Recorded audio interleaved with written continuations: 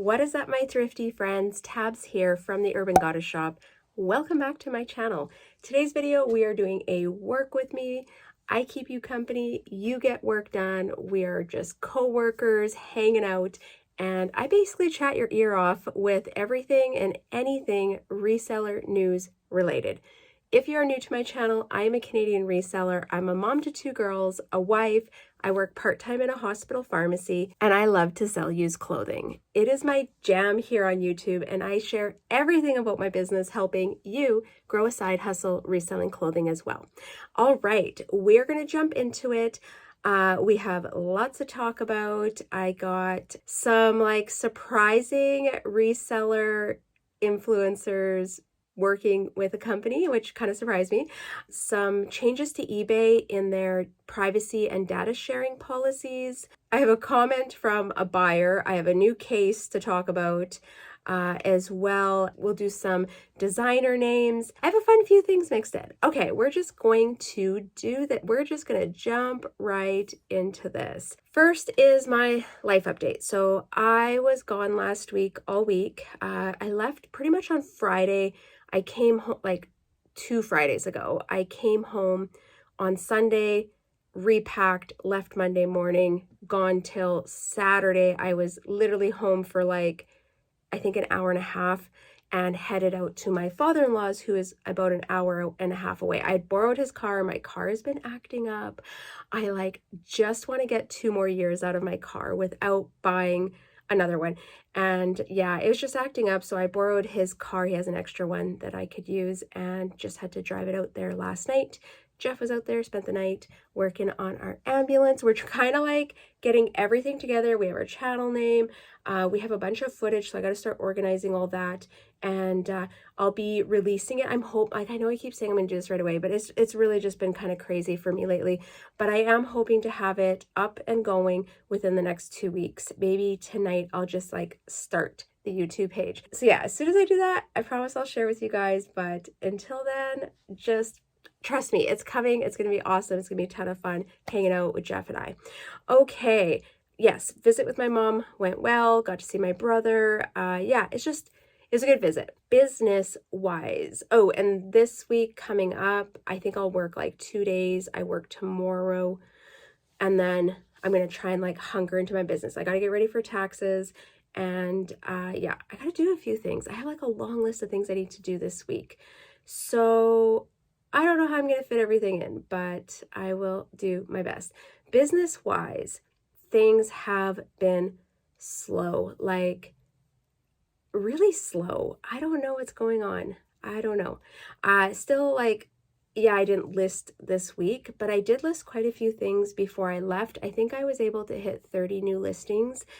So not last week, the week before. And I was expecting more sales last week, so I was really surprised. eBay was dead as well. I did have one sale which I had to cancel because it sold on Poshmark back in December. Nothing I could do about it. I don't know. I know I said that I wasn't going to let it get to me, and I was yeah, it is what it is. I mean, we have slow periods, but it still sucks. It still sucks when you have a really slow week.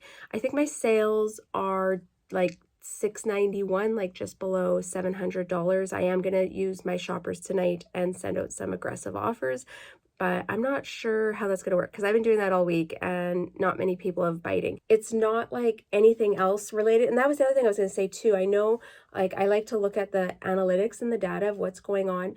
I'm still consistently getting the same amount of likes on my items, and I use POSH SIDEKICK, and they've been sending out consistent offers, and those numbers haven't changed.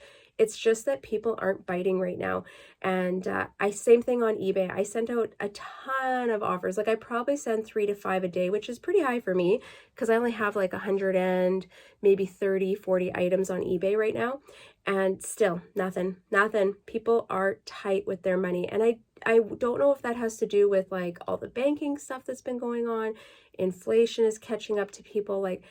I don't know what's going on, but I have learned over the years that sales are high and low, and you can't always be on the high. So I'm hoping it just doesn't last very long. It has been 1 full week of slow sales. I would say it started last Wednesday, so it's actually been a week and a half. I'm hoping it turns around. I have a bunch of listing to do this week, and hopefully when I start that listing, it'll kind of jumpstart sales again. But yeah, and then like, I know I haven't been putting new listings up, but my closet has been relisting everything. So it's like, it's still getting new items in my closet, technically. Yeah, I don't know. I don't know what's going on. They did do some updates, and I find when Poshmark does updates, sometimes things just run slow for a bit. So we'll see. How have your sales been? Let me know. Drop in the comments. Are you riding the same wave as me? Are things going good? Are the things that you find are selling? Like, if you have any insight, please share with us. I'd love to hear from you guys. Okay, we're going to jump into the first topic today, and it is fast fashion brand Temu paying reseller influencers to promote their product. And I did see a couple people it popped up on, and I am not calling anyone out, and it doesn't matter to me how people run their business. I'm like more looking at this from the Temu side, and I was like, I can't believe they're reaching out to resellers to do this, because they reached out to me as well, and I declined. I didn't even reply. I get quite a few offers daily between Instagram and YouTube to do partnerships, and you guys see, like, how many partnerships do I do? Not many. Sidekick, Prime Lister, Magiscriptor, that's really it. Like, if I use the product and I stand behind it, then I'll use it, or I'll promote it. But yeah, I was just like, I don't know. It doesn't align with my brand or how I live my life. And this is just like my own like personal lifestyle choices. I don't buy super fast fashion. Like, I know most fashion is actually fast. Like, lots of fashion is overproduced. You know what I mean? But I don't buy a ton of like that. I don't buy any actually of that really fast fashion. I did make a promise to myself in January 2020. It was my New Year's resolution that I was going to only buy secondhand clothing for that year. And I just never stopped. So I am going, I guess, 2023. So 2020, 2021, 2022. I'm going on to my 4th year now of just buying secondhand clothing. There are exceptions, like if I have a funeral, I went and bought a new dress for that. Underwear, bathing suits, socks, like, come on, like, you know what I mean? Like the normal stuff. But generally, I'm buying everything secondhand. I got this on Poshmark. You guys hear every thrift haul how much stuff I'm like, oh, I'm going to keep this for myself. I really don't have any issues finding clothing that I want sourcing secondhand. And it's not even just locally. Like, I will buy things online as well. So yeah, I just was like, oh man, I just am so shocked that they're reaching out. And yeah, I don't want to dive too much into this because I really don't want to offend anyone that has chosen to work with them. But if I see like all resellers starting to promote Temu, I'm probably going to cry a little bit inside in my heart. And okay, so the reason why I also like don't want to partner with them is I don't support fast fashion brands. They're known for poor work conditions, underpaid employees, and mass pollution, like mass production, mass pollution. They really are causing a lot of issues right now in our world. So yeah, I don't think I'll be partnering up with them, but I just was like, those buggers, as if they're like trying to get us all. And I don't know what they're paying. I did see online that they were paying from $100 to $1,000 plus all the free product that you did in your haul or your promotion. But yeah, anyways, okay, so Temu is based in Boston, but owned by a Chinese firm, and they are similar to Wish or Shein. Actually, they have a lawsuit right now against them from Shein, so we'll see how that all shakes out. And yeah, they've hit the market with a bang, and they are reaching out to influencers no matter which niche you're in. And yeah, I don't know, it's just crazy. They're crazy. Boo, Temu. Don't go on their app and buy from them. That's like fast polluting production. Okay, next up, Ooh, this is a good one. eBay. I didn't know this, and I was actually just searching like eBay News, March 2023, Poshmark. Like I kind of go through all the platforms, and eBay popped up. eBay has updated their privacy and data sharing policies effective March 24th, 2023. I'll link the synopsis below for the website that they shared this on, where they've bolded any changes in reflection to the old policies. So basically they're stating the old policies, and then they have like bold italic writing of what they're adding to those policies, or like different verbiage. I found a few very interesting though. So under the fraud, anti-money laundering, and compliance policy, they have an addition to the verbiage. It is stated complying with information collection, verification, disclosure, and reporting requirements under consumer protection, anti-fraud, online platform, and tax legislation. So basically, they will be able to share your information with any of the agencies or third-party agencies that would be requiring it through these different avenues. And I just thought that was kind of crazy. I don't know. I was like, well, it's not crazy. I mean, we've been talking about these subjects for the last few months. Some of it has to do with banking, when they're thinking people are doing fraud. Also, the consumer protection, I think that was something that rolled out earlier, where they were like, if you sell so much, you have to disclose your address and phone number, things like that. But also the CRA in Canada and the IRS in the US are changing laws on income reporting, and there's changes coming through this year, next year. There was some last year in Canada. I think they're just trying to align with the different countries and what their obligations are to the government. But yeah, I thought that was interesting. We knew that was coming, not a big surprise there. The other one that I saw is to protect the interest of third parties in the Vero and ProAct program in connection with civil lawsuits. So in such cases, this is what they quoted, we will only disclose what we believe is necessary and to the extent permitted by applicable laws, such as the seller's name, address, city, zip code, country, telephone number, email address, and company name to the third party, and bind the third party by a worldwide non-disclosure agreement to treat the data as confidential. So I thought this was interesting, and I was like, okay, so they've been cracking down more on Veros and those brands, and I think eBay has always been tough. But from what I understand in the article, they will now be able to share certain pieces of personal information to assist third parties, and it looks like in civil lawsuits. Now, this is very interesting, and I would say make sure you know which brands are on the Vero list, and probably just like best practice is don't use stock photos on eBay. What I like about eBay personally as a seller is that buyers are accustomed to not having stock photos. Like, it's just very normal. Like, you do see stock photos on there, and I think people are taking chances because they're on brands that I know eBay will take down listings on. And I really actually haven't wrapped my head how some people get away with them and some people don't. It just doesn't make sense to me. I like it because it doesn't feel as hard to compete with people. Like, you're kind of all on the level playing field as far as using stock photos. And I never used to use stock photos. Like, that's the truth. When I started selling on Poshmark, I was like, nope, I'm not doing it. And then I was like, started to gravitate to brands where majority of sellers were using stock photos, and I started to use them. So you are not supposed to use stock photos. You use them, there's a chance that you can get in trouble for it. You do not own the intellectual rights to it. And I just like, it's always a chance when you're using them, right? But I feel like it's so hard to compete on Poshmark without stock photos in the brands that I sell. So unless I was trying them on myself, or I had a mannequin, which I sell a lot of Lululemon and Aritzia stuff, with just like their stock photos are just so good. Yeah, I don't know. I love eBay because it just feels like we're all on the same playing field. That's definitely what I enjoy the most. But yeah, I don't know. What are your thoughts on these changes? Did you read into it? Were you aware that these were coming? I think they sent an email out like a week or two ago about it, but I didn't really read it. I probably should have.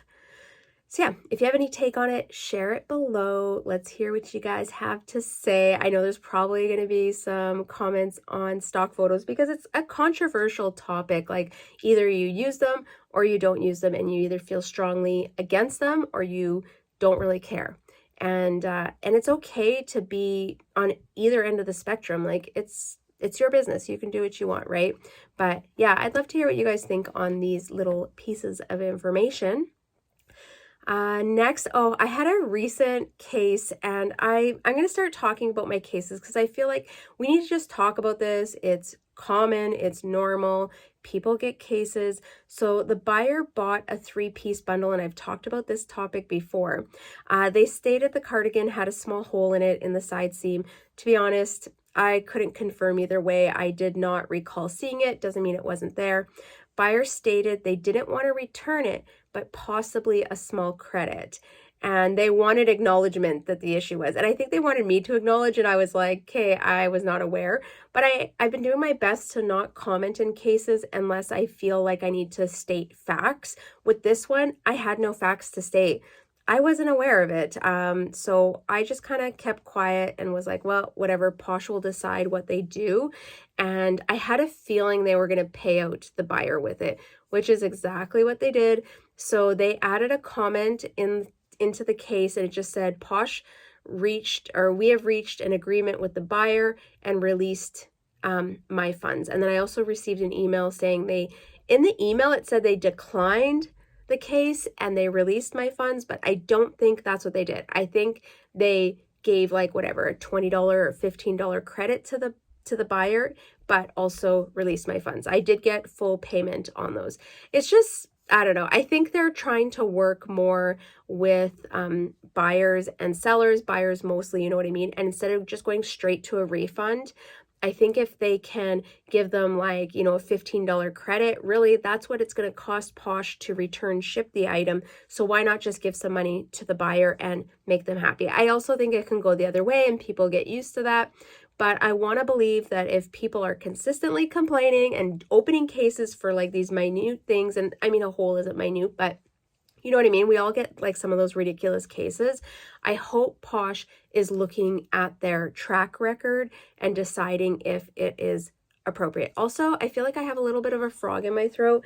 I'm still struggling with these sinuses, and for whoever recommended the mineral water, sea salt, and lemon, I did do it for a week and a half and it didn't work. So I'm just kind of suffering through it. I took some Buckleys before I started recording this video. I didn't, whatever. I feel like I'm giving too much information, TMI, but it's like making my voice kind of froggy sounding. I'm not sure why, because it wasn't like this like an hour ago. All right, let's keep moving along. I think this video is going to be a little bit shorter than normal. I just have not had a lot of time to get topics put together. I just had what I had in my notes that I've been kind of jotting down throughout the week. Next is buyer comment of the week, and this is my own personal buyer comment of the week. They gave me a 4-star rating for no reason. The item was in perfect condition. They stated, I can't rate sellers higher than those who send little thank you cards and wee little gifts. Otherwise, product is very good. Literally, I was like, what the heck? I couldn't believe it. I've never had someone actually leave that comment. Like, maybe that's why sometimes you get those 4-star ratings. I don't know. What I would like to know before I talk about this subject is how many people do a thank you note and a gift, or do you do one or the other? What do you do? I personally, I don't do anything. I don't do a thank you note in there. I don't do a gift. I just use cute poly mailers. I wrap it up nice. I ship out quickly. I send items with no flaws. I have good quality pieces. Like, I just feel like I have checked off everything else. I just don't do gifts. And I think not what upsets me, but I think in my head, I'm like, I'm expected to give a discount on an item. Like, everyone expects a discount.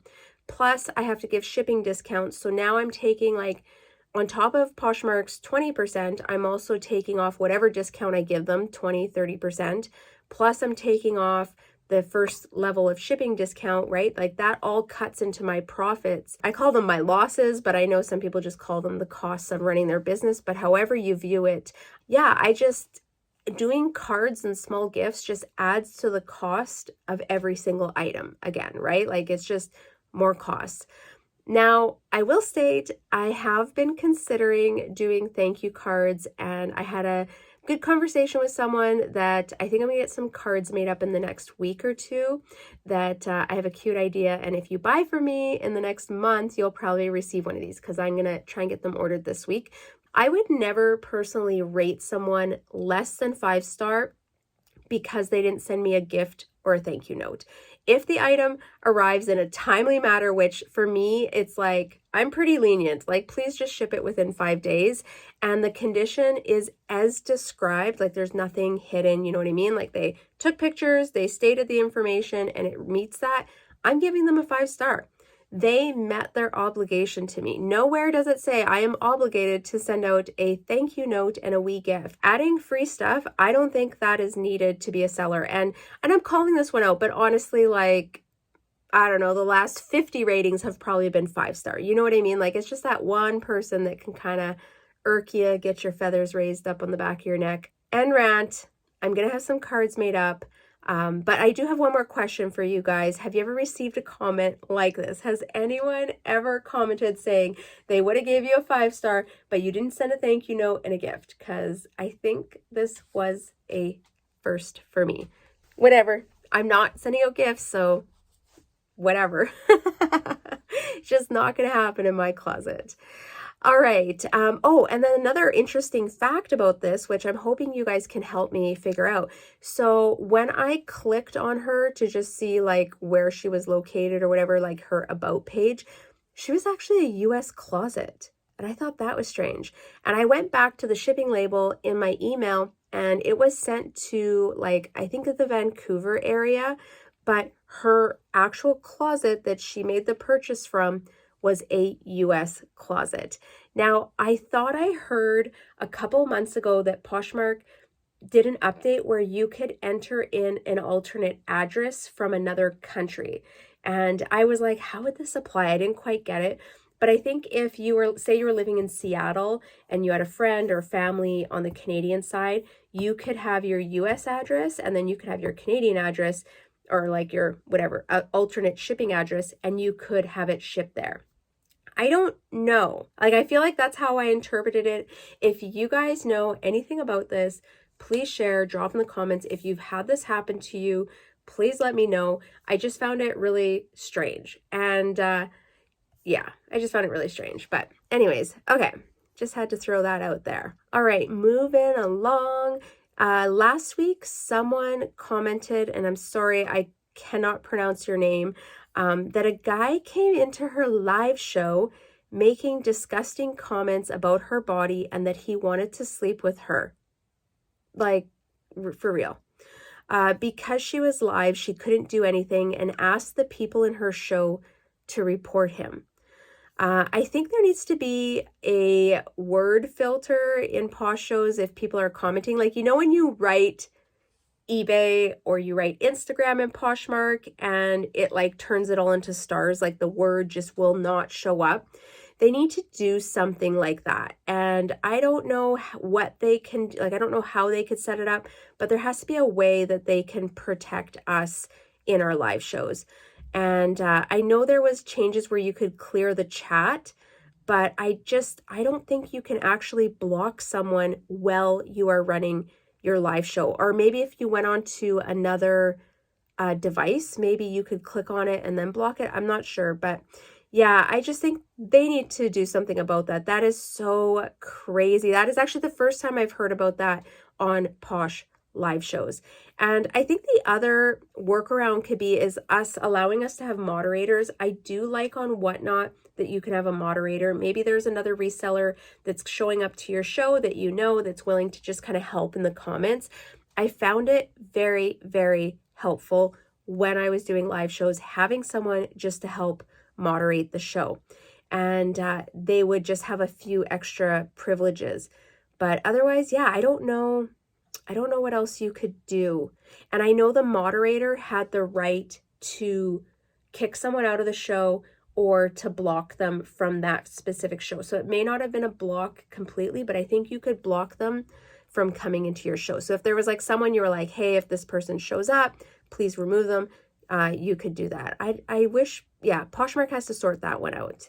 And maybe if you've had that happen to you, reach out to Posh and let them know, send it out to Poshmark support. It seems like they have been kind of dealing with other issues resellers have been having when they reach out to support. Yeah, I was just like I feel like gross, like just talking about that. Like I just couldn't imagine someone coming into my show and saying those kind of things. Like it's just so offensive. Ugh, people just never cease to amaze us, hey?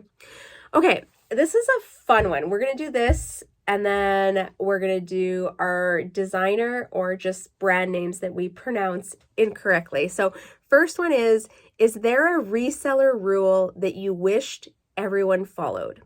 And when I first thought about it, I was like, man, I don't know if I can think of one. I originally heard the idea on a van life podcast, and they were like, what's one rule you wish all van life people followed, right? And I was like, oh, that's such a good question to ask for resellers. Now, just like thinking about talking about stock photos before, I wish the one rule that everyone followed is that we like got rid of stock photos. Everyone, no stock photos. And I'm a stock photo user, but it would just be so nice if it was just you, like no one used them, and then we would all be on a fair playing field reselling. So, and it would take off the pressure of trying to find stock photos. I don't know. I just wish, yeah, that's probably the one rule I wish that everyone followed. I'd love to hear what your one rule is, because there's probably other ones that I just can't think of right now. I know you guys will have a few good ideas, so drop them down below if there's a rule you wished all resellers followed. And it can be on any platform, it can be any type of rule, doesn't matter. Okay, one more thing actually before I go to those designer brands. I think I was talking about designer brands and having to go to Poshmark headquarters. So if you sell something of certain value, it has to go to Poshmark headquarters to be authenticated. I think I said 700 because that's what it is here in Canada. In the US, it is 500. So I just wanted to state that in here. If you sell an item over the value of $500, it will go to headquarters in the US. And if it's $700 in Canada, it's going to go to headquarters as well. So I just wanted to toss that fact in if you weren't sure. Okay, let's get to the fun one. And we're going to do brand or designer names, because I feel like there's a ton of brand names that we pronounce incorrectly. All of us, lots of resellers, lots of people don't, but I probably butcher all of them, as I'm sure some of you guys do. And if there's any names you want me to add into another video, drop them down below, because I have a little list of people that are commenting other brands. It doesn't have to be designer name, but just brands that we mispronounce. Eventually, I will get to your ideas as well. All right, first one. I need like a drum roll. Ralph Lauren. I know there's a lot of talk where people are like, this drives me nuts, because it's such a common brand, but it's actually Ralph Lauren. Ralph Lauren. That is how you say it, not Ralph Lauren, Ralph Lauren. It actually rolls off your tongue better when you say it that way. I thought that was a fun one. I pronounce that one wrong every single time. Next one, I don't even want to say this because I know people that it drives them nuts. It like drives them nuts. But the next one is Cartier. Cartier. Yeah, you guys know. So the actual pronunciation for this beautiful designer brand is Cartier, I think. You know what? It's so hard finding how to pronounce these, because when you Google it, there's actually like people giving you multiple ideas. So I think the R is silent. It's Cartier. Cartier. Cartier. I don't know which language that is, why that R is silent. And even the R at the end is silent as well. Next one, and this one is for you, Mandy, because you had mentioned it to me. Burberry. Just to drive you nuts. Burberry. And the proper pronunciation for Burberry is Burberry. Burberry. Burberry. That's how you say it. I think that's how you say it. Again, I like Googled all these and there was multiple people saying how to pronounce it, but I think that's how you say that one. If you have any thoughts on these or anything you want to share, drop them down below. I am not an expert in how to pronounce these, obviously, but this is what I found online. Okay guys, it is a short video today. I just want to thank you all for showing up, listening. Happy to keep you company. You guys are the best coworkers ever. If these videos bring value to your reselling business, make sure to give me a thumbs up and don't forget to tap subscribe on the way out. All right, I'm heading out of here. I will see you guys next time. Wishing you all many sales. Bye.